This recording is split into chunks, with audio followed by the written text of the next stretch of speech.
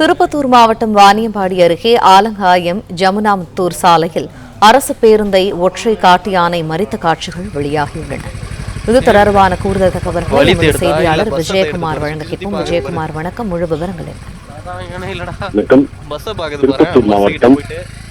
திருப்பத்தூர் மாவட்டத்தில் இருக்கக்கூடிய ஆலங்காயத்திலிருந்து ஜமுனாமுத்தூர் செல்லக்கூடிய பகுதியில் இருக்கக்கூடிய காவலூர் காப்பு காட்டு பகுதியில் வயதான ஒரு ஒற்றை தரத்தில் இருக்கக்கூடிய காட்டு யானை ஒன்று உள்ளது. இந்த யானை வயதான யானை என்பதால் சற்று பார்வை குறைவாக உள்ளது. அப்பகுதியில் இருக்கக்கூடியவர்களுக்கு இது மிகவும் பிரசித்தியான தான். இருப்பினும் இந்த யானை தற்பொழுது கோடை காலங்களில் நீர் தேடியும் உணவுக்காகவும் சாலையில் அந்த பகுதியில் தஞ்சம் அடைந்துள்ளது. இவ்வாறாக அந்த காவலூரிலிருந்து ஜமுனாமுத்தூர் செல்லும் சாலையில் வந்த யானை அவ்வழியாக சென்ற அரசு பேருந்தை மறித்துள்ளது.